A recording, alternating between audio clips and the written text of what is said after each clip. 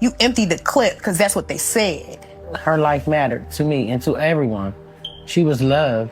If she wasn't loved by the world, she was loved by us, and we accepted her for who she was. My baby back, but I am going to get justice for my child. In the late hours on November 10th, 2015, a father would kill a college student and bury her behind an elementary school. She had just called her mother telling her she was attending a college game, words that would be the last anyone would hear from her. It wasn't until 10 days later when her car would be found abandoned in Gary, Indiana. Nearby, police found her broken glasses and shoes. But this would only be the beginning of a missing persons case that would rock the community. But what had made this case even more disturbing? The one person who was supposed to love and protect her, the father of her child, was the last to see her alive. As the investigation unfolded, what seemed like a tragic missing persons case would soon reveal something even darker. 8 years later, the shocking truth would come to the light. Not only had the father of her baby killed her, but he had buried her behind the very school where she had once walked as a child. This is the tragic disappearance and death of Rochelle Stubblefield. 20-year-old Rochelle Stubblefield was born in 1995. She was a young woman with a heart full of love and big dreams, living in Whiting, Indiana. From a young age, she was driven by a desire to help others, particularly those who came from similar backgrounds to her. Soon, her path would take her to a place where those dreams could become a reality. Rochelle was studying criminal justice at Willamette College in St. Joseph, with aspirations of becoming a CSI investigator or a private investigator, inspired by her love for TV shows that depicted the justice system. As she dove deeper into her studies, her vision for her future became clearer. She was known for being smart, caring, and deeply inspiring to those around her, always social and full of energy. Rochelle was the kind of person who loved to see everyone happy and go out of her way to bring joy to others. Her natural ability strengthened her drive to make a real difference. Whether she was helping her peers with their schoolwork or offering assistance to elderly neighbors, she was always there when someone needed help. She even helped people with tasks such as insulin injections for the elderly, showing her deep sense of compassion for others. Rochelle was very outstanding and outgoing. She helped everybody, from people who needed work, assisting in school, if, they needed help in anything, like the elderly. She would go to their house and help them with the insulins and all this type of stuff, things that nobody would ever believe that Rochelle would do. She would go out her way and do it for you. She would take her shirt off and give it to you if it's needed. Yes. Rochelle was not only academically driven, but she was also deeply passionate about her studies. She was extremely motivated in school, always striving for excellence, and had a clear vision of what she wanted to do with her life. Her dreams of working in law enforcement were fueled by her passion for justice and a desire to fight for those who couldn't fight for themselves. Rochelle was the life of the party. Known for her outgoing and fun-loving personality, no matter the occasion, she could always be counted on to lighten up the room. Friends and family described her as the person who would never want anyone to be sad and always try to make everyone feel included and valued. She was doing a project for the homelessness. She actually slept outside in the box in the cold every year to make awareness of the homelessness, people that live outside in the cold. And her heart was just full of love for everything and everybody. She had an incredible ability to connect with others and made them feel seen and heard. Her love for people and her sense of community were central to who she was. Whether it was her peers at school or the elderly people she helped in her neighborhood, Rochelle was a bright light in their lives. She had a strong sense of empathy, and that's why she was so passionate about pursuing a career that would eventually allow her to make a difference, particularly for people who looked like her. But it was the injustice she saw in the world that truly sparked a fire in her for change. She had a really big interest in criminal justice, right, in helping others and saving or rescuing others. Rochelle's aspirations in the criminal justice system weren't just career-driven. She had a personal connection to her dream, as she wanted to serve her community and be a voice for those who often felt unheard. The injustice she saw in the world sparked a fire in her, and her goal was clear: to make a difference through her work in law enforcement. Her long-term goal was to become a private investigator, someone who could fight for justice and bring closure to families in difficult situations. She admired the dedication and passion of law enforcement officers and wanted to contribute her skills to serve and protect others. So it came as no surprise when she caught the attention of a man who would change her life forever. 20-year-old Rochelle would eventually get involved with a man, 27-year-old Darren Fuller. Darren was someone she had known for a very long time. Rochelle's mother recalls that they had become friends in grade school. The two connected instantly. They were both young, shared similar interests, and seemed to truly enjoy each other's company. Their connection had started as a friendship, but it blossomed into something more when they became romantically involved. Darren was someone Rochelle thought she could trust, someone she believed she could build a future with. But not everyone was in support of the relationship. Rochelle's mother had reservations from the start. Her mother had always felt that there was something unsettling about him. But Rochelle, ever the optimist, dismissed these concerns. She believed that love could change anything. She was determined to prove her mother wrong. Their relationship at first seemed like a normal teenage romance. They spent time together, laughed, and enjoyed the early stages of their bond. But soon, things took a darker turn. There were subtle signs of control and manipulation, but Rochelle, blinded by love and the belief that things would improve, overlooked them. Darren's behavior became increasingly possessive, and he began making comments that made Rochelle uncomfortable. As time went on, his emotional control grew more apparent, but she continued to convince herself that it was just a phase and that he would change. But it wasn't long before the abuse would become physical. The earliest red flags Rochelle's mother noticed was when Rochelle came home one day with a purple bruise on her arm. When her mother asked her about it, Rochelle brushed it off, saying she and Darren were just playing around. But this incident was just the beginning. Over time, the physical and emotional abuse escalated. Darren would become jealous and angry over trivial matters, and Rochelle would often find herself apologizing, even when she wasn't at fault. Despite these troubling signs, Rochelle's love for Darren remained strong. She wanted to help him, to fix him, and to prove to herself and her mother that their relationship could work. But as much as she wanted to believe in their love, the cracks began to show. Darren's temper worsened, and it became increasingly isolating, controlling who Rochelle could see and what she could do. When Darren enlisted in the U.S. Army and was stationed at Fort Knox, Rochelle's life took another turn. While some might have thought that distance would make things better, it only seemed to fuel the toxicity of their relationship. The constant back and forth between love and manipulation wore on Rochelle. Soon their relationship took a significant turn. Rochelle discovered she was pregnant. Both Rochelle and Darren were overjoyed by the news. They couldn't wait to become parents and start this new chapter of their lives together, despite the surprise of it all. They were excited. Despite the ongoing tension, the news of her pregnancy seemed to be an unexpected ray of hope for Rochelle. She believed that having a child could be the catalyst for change in their relationship, a chance for Darren to become the man she had always hoped he would be. But in reality, things only became more complicated. The physical and emotional abuse didn't stop, and Rochelle found herself trapped in a relationship that was becoming increasingly toxic. Her pregnancy didn't change Darren's behavior, it only amplified the power dynamics, as he began to further isolate her from her friends and family. As Rochelle's life continued to revolve around Darren and their unborn child, the fear and uncertainty she felt grew every day. What no one saw was signs that her pregnancy would lead to tragedy. On November 10th, 2015, Rochelle, who was 8 months pregnant with her due date just a month away on December 15th, 2015, at this time, she was actively involved in her college's track team and had planned to attend a basketball game with some of her friends. That evening, Rochelle sent a text to her mother letting her know she would be late because she was meeting Darren after the game. It was a simple message that seemed normal at the time, but it would be the last communication anyone would have with her. Rochelle was leaving the basketball game after it finished, but no one could have known that what was supposed to be a night out with friends would become the last time she was seen alive.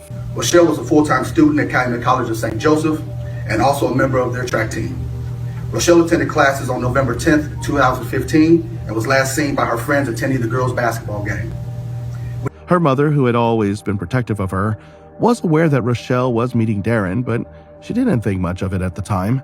She trusted her daughter's judgment, even though their relationship had been strained at times. What was supposed to be a simple outing, however, took a dark turn that night. When Rochelle didn't return home or reach out for the next several hours, her family became concerned. 2 days later, after no contact from Rochelle and with mounting anxiety, her family filed a missing person report. The uncertainty and fear that gripped her loved ones were unimaginable, as they wondered where Rochelle was and why she hadn't returned. Well, friends and family of a missing pregnant mother from Indiana are asking the public for help in finding her. The mother of the missing woman believes her daughter's boyfriend had something to do with her disappearance.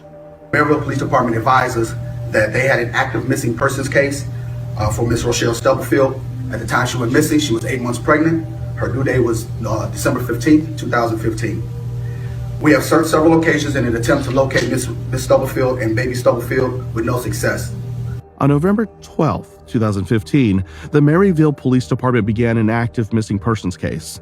The missing persons investigation was launched, and authorities began to piece together the last known details of Rochelle's whereabouts. We have spoken to several individuals during the course of our investigation who were cooperating initially, but are no longer cooperating with our investigation. At this time, we are reaching out to the public, asking for any assistance in locating Rochelle and baby Stubblefield and bring her home to her family. Surveillance footage from the area revealed that Rochelle had indeed left the basketball game and was seen walking away. However, from that point forward, there was no trace of her. Her disappearance remained a mystery that would haunt her family for months, as they desperately sought answers and feared the worst. As the days turned into weeks, the investigation intensified, and the search for Rochelle extended beyond her hometown. Friends, family, and volunteers scoured local areas, hoping for a break in the case. Yet, as the hours passed with no sign of Rochelle, her family was left with only questions and fear. Investigators spoke to several individuals who initially cooperated but later stopped assisting with the investigation. Despite these setbacks, the police continued their search. The timeline of Rochelle's disappearance pointed toward Darren, who, as her partner, was the last person known to have seen her. But Darren had a different version of events. A man by the name of Darren Fuller was reportedly Stubblefield's boyfriend at the time of her disappearance and the father of her unborn child. But when the police interviewed him, he said he wasn't dating and wasn't her baby's father. He said he didn't know Stubblefield's whereabouts, but that she had talked about going to Atlanta, Georgia. On November 23, 2015, Darren was located and questioned by police. Darren denied dating Rochelle or being the father of her child. He claimed she had talked about going to Atlanta, but the lack of physical evidence made it difficult to make any concrete conclusions, leaving Rochelle's family in a state of anguish and uncertainty. Meanwhile, across town, something else was unfolding. 10 days later, Rochelle's car was found abandoned in Gary, Indiana. Nearby, police found her broken glasses and shoes. Not only that, a breakthrough came when two of Darren's cousins provided police with a tip. On November 20th, 10 days after Miss Stubblefield was last seen, police got a tip from two of Fuller's cousins who said that during a phone conversation, he admitted to killing a woman who was 8 months pregnant. 8 months pregnant with his child. Fuller supposedly stated he choked her and stabbed her in the temple because he didn't want to pay child support. They claimed Darren had admitted to choking and stabbing Rochelle, saying he didn't want to pay child support. They also told investigators that Darren buried her body at an elementary school in Gary. Darren Fuller initially denied any involvement in Rochelle's disappearance and death, claiming that all the accusations against him were lies. He insisted that he had no idea where Rochelle was and denied any wrongdoing. However, despite his protests, the police remained suspicious of his statements. Investigators noted inconsistencies in his account of events and continued to press forward with their investigation, refusing to let the case go cold. As part of their efforts, numerous searches were conducted at the elementary school where Rochelle's cousins claimed Darren had buried her body. Despite extensive digging and scouring of the area, no physical evidence was found that would corroborate their story, leaving the case stalled and without clear leads. The lack of evidence, coupled with the uncertainty surrounding Rochelle's whereabouts, made it seem like the case might go unsolved forever. For over 5 years, Rochelle's family was left in a painful limbo, unsure of whether they would ever see justice for their daughter, sister, and friend. The pain of not knowing what happened to Rochelle, coupled with the mounting frustration of the lack of progress, was nearly unbearable for her loved ones. But new information surfaced that would breathe life back into the case. In 2019, a woman dating Darren at the time would reveal something unsettling. The girlfriend later told authorities that she picked him up at Williams Elementary School in Gary, and that he told her something had happened to Stubblefield and he had done it. He started throwing Stubblefield's belongings, including her identification, out of the window of the girlfriend's car. Investigators later found some of those items, including her glasses, which were broken, and her shoes. She told investigators that on the day Rochelle disappeared, Darren had picked her up at the elementary school. He was reportedly throwing Rochelle's personal items, including her glasses and shoes, out of the car window. This was the same location where Rochelle's belongings had been found shortly after she went missing, giving the police a significant lead they hadn't previously had. Not only that, the former girlfriend also revealed something far more chilling. Darren allegedly admitted to choking Rochelle to death. This revelation was a pivotal moment in the case, as it provided the breakthrough that investigators needed. For years, Rochelle's family had been left in the dark, but now, with this new information, authorities could finally take concrete action. As a result, Darren Fuller was charged with the murder of Rochelle Stubblefield and her unborn child. In July 2020, the police arrested him in Kentucky, where he had been hiding out. When authorities took him into custody, he was charged with 2 counts of murder, Rochelle and her unborn child, and 1 count of obstruction of justice. Darren reportedly passed out as if the weight of the charges had finally hit him. At his first hearing, he pleaded not guilty to all the charges and was held without bond. The arrest was a long-awaited victory for Rochelle's family, but it also marked the beginning of a new chapter in their fight for justice. They had spent years searching for answers, and now, with Darren in custody, they could finally begin to see a path toward closure. However, the emotional toll of the years spent in uncertainty would never fully disappear, and the pain of losing Rochelle, along with the trauma of her unborn child's death, remained a heavy burden on their hearts. Darren Fuller's long-awaited trial finally began in March 2023, bringing hope to the family of Rochelle Stubblefield after nearly 8 years of anguish and unanswered questions. Prosecutors argued that Darren had a clear motive for murdering Rochelle. He didn't want the responsibility of raising their child. As a young man with a budding career, he saw this pregnancy as an obstacle, one that he was determined to eliminate at any cost. This, prosecutors claimed, was the driving force behind the horrific act. 2 key witnesses testified against him. Both witnesses provided damning accounts of Darren's confession, recounting how he had admitted to killing Rochelle and how he had callously disposed of her body. The testimony from his former girlfriend in particular was crucial. Despite this, Darren's defense attorney tried to argue that there was insufficient evidence to convict him, claiming that the prosecution had no physical remains of Rochelle to present as evidence. It's important to note that this case became a rare example of a no-body conviction, where prosecutors were able to secure a murder conviction without ever recovering the victim's body. The challenge was immense, but the weight of the testimonies and the circumstantial evidence against Darren was enough to convince the jury. The trial wrapped up in April 2023 after weeks of emotionally charged testimony. The jury deliberated for just over 2 hours before returning with a guilty verdict. Darren Fuller, now 28, was found guilty of 2 counts of murder, one for the death of Rochelle and the other for the death of her unborn child.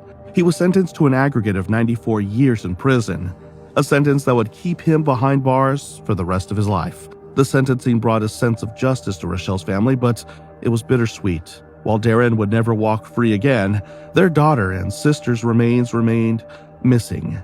And that gaping void was something no conviction could fill. Despite the conviction, Rochelle's family continues to struggle with the overwhelming grief of not having her remains to mourn.